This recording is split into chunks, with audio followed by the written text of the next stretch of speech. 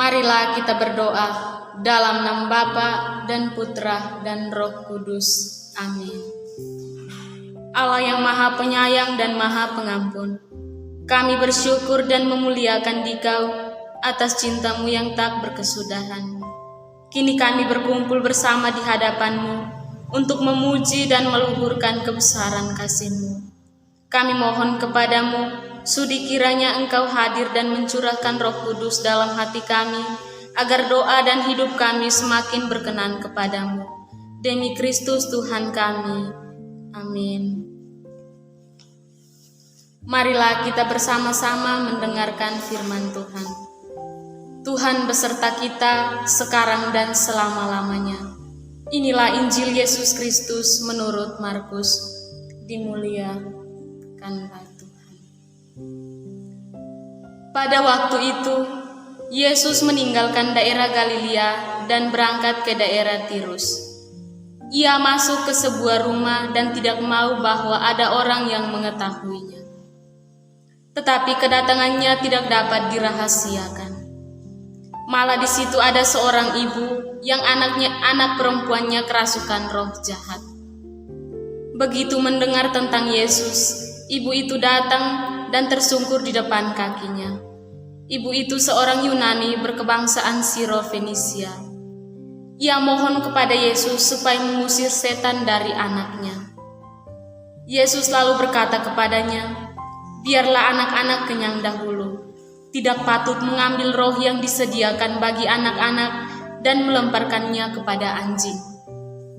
Tetapi ibu itu menjawab, "Benar Tuhan, tetapi anjing di bawah meja pun makan remah-remah yang dijatuhkan anak-anak." Lalu Yesus berkata kepada ibu itu, "Karena kata-katamu itu, pulanglah, sebab setan itu sudah keluar dari anakmu." Ibu itu pulang ke rumah dan mendapati anaknya terbaring di tempat tidur, sedang setan itu sudah keluar. Demikianlah sabda Tuhan, terpujilah Kristus.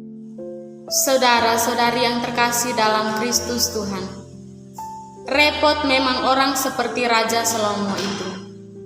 Ia pun banyak istri sampai 700 istri dan 30 gunting. Tentu tak terbayangkan bagi kita. Tetapi karena istri-istrinya inilah Salomo jatuh dalam dosa. Demi menyenangkan hati para istri yang berasal dari macam-macam bangsa, Salomo memperolehkan dan bahkan condong pada penyembuhan dewi-dewi atau berhala. Salomo raja yang hebat, termasmur kebijaksanaan, kuat pemerintahnya, jatuh dan berdosa gara-gara kepentingan cinta pribadinya.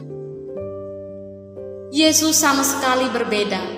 Yesus semula tampak tidak ramah dan tidak menyenangkan bagi para perempuan yang memohon pengusiran setan atas anaknya.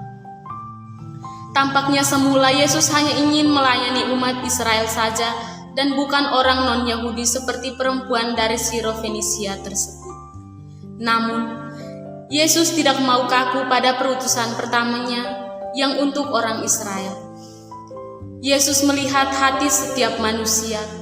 Hati perempuan non-Yahudi itu jelas terbuka kepada Allah dan bantuannya, maka Yesus mengabulkan perempuan itu. Saudara-saudari yang terkasih dalam Kristus Tuhan, hati yang terbuka kepada Allah dan mencintainya itulah yang harus kita mohon hari ini. Kita perlu hati-hati agar tidak jatuh dan lalu berdosa seperti Salomo itu. Jangan-jangan kita ini suka membuat keputusan yang demi kesenangan dan kecondongan cinta ego pribadi. Sebaiknya kita selalu berkontemplasi dengan Tuhan sebelum membuat keputusan agar hidup tidak keliru jalannya. Itulah gunanya membiasakan diri untuk berdoa dengan tekun dan teratur. Semoga. Amin. Saudara-saudari yang terkasih dalam Tuhan, setelah kita mendengar dan merenungkan sabda Tuhan, mari kita akhiri dengan doa. Marilah berdoa. Allah Bapa yang Maha Rahim dan penuh belas kasih, kami bersyukur kepadamu karena Engkau mengutus Putra-Mu Yesus Kristus untuk menyelamatkan kami. Terima kasih atas penyertaan-Mu sepanjang pertemuan ini, sehingga kami dapat mendalami dengan baik.